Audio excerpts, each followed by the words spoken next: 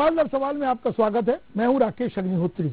आज हम एक ऐसी शख्सियत को सामने ला रहे हैं, या ये कहे कि उनसे सवालों का एक सिलसिला शुरू करेंगे जिन्होंने कभी ऑपरेशन लोटस में बड़ी भूमिका निभाई, लेकिन उस वक्त वो पर्दे के पीछे के खिलाड़ी थे।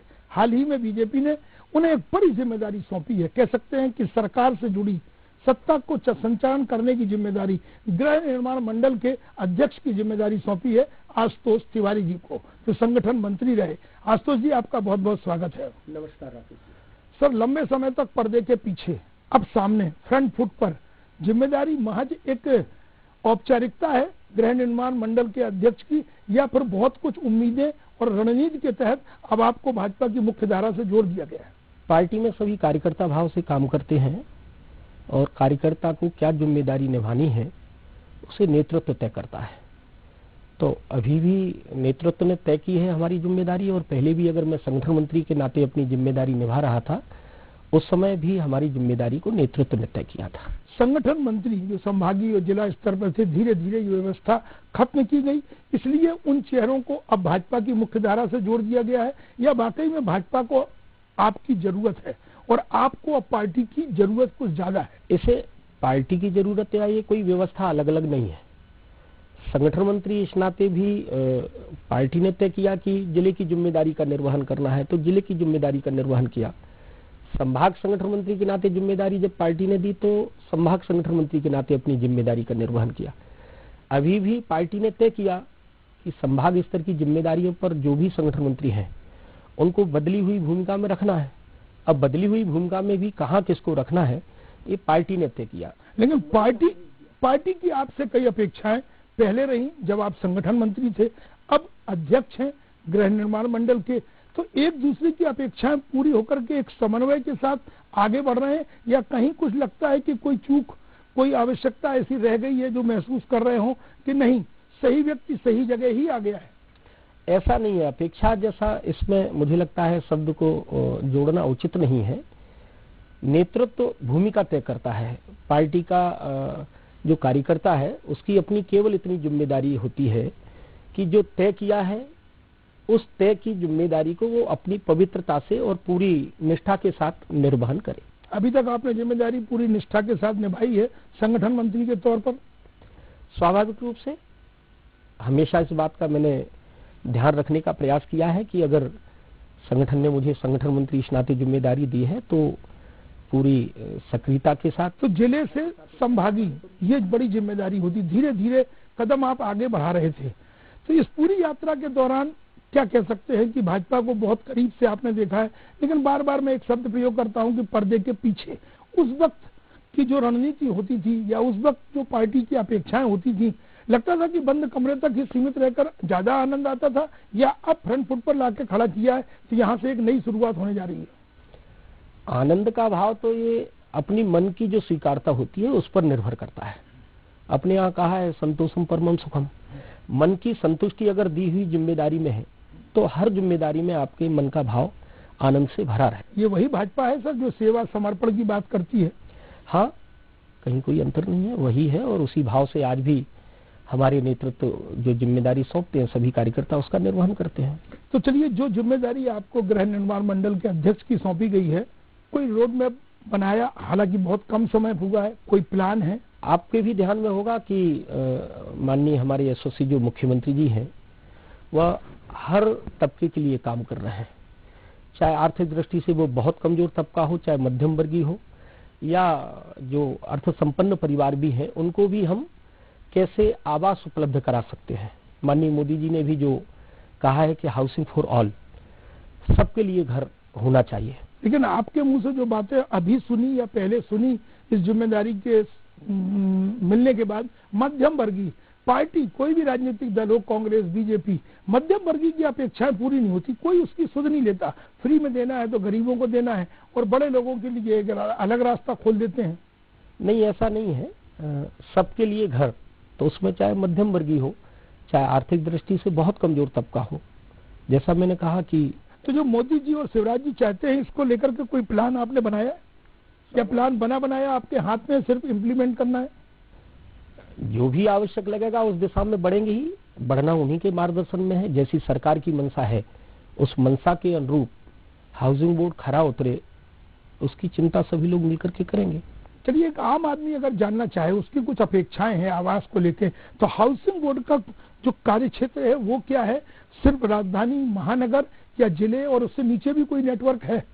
जिले से नीचे भी है, ब्लॉक स्तर पे भी है, और हम लोग प्रयास कर रहे हैं कि अब सरकार की जो रिडेंसिफिकेशन पुनर्घनत्वीकरण योजना है, हम कहाँ मध्य प्रदेश गृह निर्माण एवं अधोसंरचना विकास मंडल का उपयोग करके उसके माध्यम से अधिकतम लोगों को आवास उपलब्ध करा सकते हैं।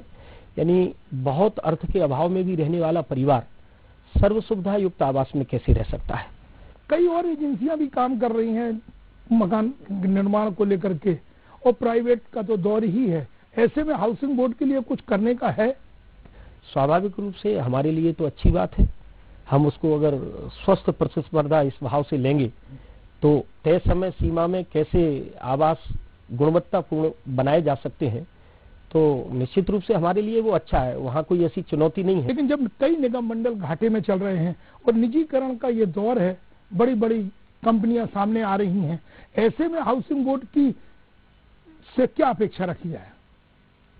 हाउसिंग बोर्ड का अपना प्लान है, कहाँ कैसे जो जगह उपलब्ध होती है वहाँ उसका कैसे विकास कर सकते हैं, आवासीय परिसर हम कैसे विकसित कर सकते हैं। तो जो जमीन है वो उससे आगे की लिए क्या करना पड़ता है? क्या कार्य योजना है कि आपके पास कुछ ज्यादा भूमि हो तब योजना आगे बढ़े और नीचे तक जाए? सरकार का उसमें योगदान रहता है। हमने अभी आपस में जो हमारे सहयोगी अधिकारी हैं सभी के साथ बैठ करके बातचीत की है। हमारे वरिष्ठों का भी मार्गदर्शन लगातार हमें मिलता है। उनके ही मार्गदर्शन में भविष्य में हम लोग संभवतः टाउन सैटेलाइट टाउन की ओर भी बढ़ेंगे। जो बड़े शहर हैं या छोटे शहर हैं उनके सराउंडिंग 20-25 किलोमीटर के दायरे में हम कैसे वहां और सर्व सुविधा युक्त आवासीय परिसर विकसित कर सकते। वो भी तब जब स्मार्ट सिटी की चर्चा है। कई शहरों में स्मार्ट सिटी का कंसेप्ट छोटा बड़ा पहुंच रहा है। सबकी अपनी अपनी पद्धति है, सबकी अपना अपना लक्ष्य है, सबकी अपनी अपनी दृष्टि है। उसमें ये एक दृष्टि हमारी मध्य प्रदेश हाउसिंग बोर्ड। आशुतोष जी, कोई काम शुरू होने से और उसको अंजाम तक पहुंचाना सरकार के लिए 5 साल का समय रहता है, लेकिन अब इस सरकार का जो समय बचा है वो 2 साल से कम का है। ऐसे में क्या समझते हैं कि ऐसे कम समय में आप अपनी योजना को न सिर्फ धरातल पर लाएंगे बल्कि लोगों का भरोसा भी जीतेंगे? बोर्ड पहले से ही काम कर रहा था। उसमें भूमिका में व्यक्ति बदलता है, जिसकी जो जिम्मेदारी तय होती है वह उस जिम्मेदारी पर आकर के निर्वहन करता। तो ऐसा नहीं है कि कोई मैं आज अध्यक्ष के नाते आया हूं तो यह केवल 1.5 वर्ष के प्लान या 2 वर्ष के प्लान में ही हमें सब कुछ करना है। माने जो पहले से भी निरंतर चल रहा है। हाँ, अब कुछ ऐसा करना जरूर चाहेंगे ना कि जो आने वाला जो जिम्मेदारी जिसको सौंपी जाए वो उसको आगे बढ़ाए। सीधा सा सूत्र रहता है कि जिम्मेदारी जो हमको मिली है उसमें हमारा सर्वश्रेष्ठ योगदान क्या हो सकता है, क्या हम और बेहतर कर सकते हैं, तो वह करने का प्रयास रहेगा। चलिए हम लौटते हैं सर, आप थोड़ा सा इतिहास के पन्नों को पलटते हैं। संगठन मंत्री के तौर पर आपकी यात्रा कहां से शुरू होती है और अंतिम दायित्व तो आपने क्या निभाया? क्योंकि जब आप लोगों की नई भूमिका की पटकथा सामने आ रही थी तो एक बड़ी मीटिंग होती है, लेकिन उसमें हमेशा मजबूत कड़ी माने जाने वाले संगठन मंत्री उस बैठक का हिस्सा नहीं बनते हैं। तब लग गया था कि आपकी भूमिका खत्म हो चुकी है और एक नई दिशा की ओर अग्रसर है। लगने और नहीं लगने वाली कोई बात इसमें नहीं है, और कुछ ऐसा भी नहीं होता है कि कोई हिडन एजेंडा है या उसको बहुत ज्यादा जल्दी समझ करके आगे जाना है या पीछे रहना है, ऐसा कोई विषय नहीं है। संगठन मंत्री के नाते 2007 में मेरी पहली जिम्मेदारी सिवनी जिले में आई, महाकौशल का हिस्सा है। सिवनी जिले में भी मैं 2007 में पहुंचा, 2009 तक रहा। इसके बाद पार्टी ने तय किया है कि आपको बालाघाट जिले की जिम्मेदारी निभानी है, तो बालाघाट में 2009 में मेरी जिम्मेदारी तय की, तो 2011 तक बालाघाट रहा। 11 से 16 तक ऐसे 5 वर्ष मेरा मुख्यालय फिर सतना रहा। सतना हमारे विंध्य का जो हिस्सा है उसमें ही सतना और कटनी, माने महाकौशल से ही आप लगातार आगे बढ़ रहे हैं, उसमें विंध्य पहुंच गए आप। फिर अगला चरण बुंदेलखंड का आ जाता है। भारतीय जनता पार्टी में संगठन मंत्री के नाते मेरी शुरुआत महाकौशल से ही हुई है। महाकौशल फिर विंध्य में मेरा रहना हुआ, फिर बुंदेलखंड में मेरा केंद्र फिर सागर रहा और सागर संभाग की जिम्मेदारी रही। तो ज्यादा इस भोपाल आने के पहले या भोपाल को भी इंक्लूड किया जाए, राजधानी का दायित्व मिल रहा है, लगातार आपके कदम आगे बढ़ रहे थे, ज्यादा चुनौती किस कार्यकाल में, किस चुनाव के दौरान कहां पर थी? राजनीति का क्षेत्र तो चुनौतियों से भरा ही है। आप उसमें बहुत ज्यादा चुनौती या बहुत कम चुनौती इस प्रकार से उसको अलग अलग नहीं कर सकते हैं। तो हर चुनाव चुनौती होता है और हर क्षेत्र में चुनौतियां रहती हैं, और अलग चुनौतियां होती हैं। अलग बात है कि हम लोग प्रयास करते हैं कि अगर हमारे किसी विधानसभा या लोकसभा में जीत का अंतर 10, 12, 15, 20 हजार रहा है तो उसे हम 30 और 35, 40 हजार तक कैसे ले सकते हैं, वो भी हमारे लिए चुनौती होती है। अगर हम कहीं 50 हजार से जीते हैं तो उस जीत को हम लाखों में कैसे बदल सकते हैं, वह भी हमारे लिए चुनौती होती है। तो चुनौती सब जगह है, राजनीति का क्षेत्र चुनौतियों। अगर हम लोकसभा चुनाव को छोड़ दें तो 2007 के बाद 2008 का इलेक्शन, 2013 का इलेक्शन, 2018 का इलेक्शन, 8 और 13 में आपकी सरकार लौटती है, लेकिन 18 में कुछ कारणों से सरकार नहीं बन पाती है। तो मान के चलें कि 18 में कुछ चुनौती थी जब आप बुंदेलखंड में थे? चुनौती इसलिए नहीं कहेंगे, वैसे बुंदेलखंड का परिणाम बहुत अच्छा आया था।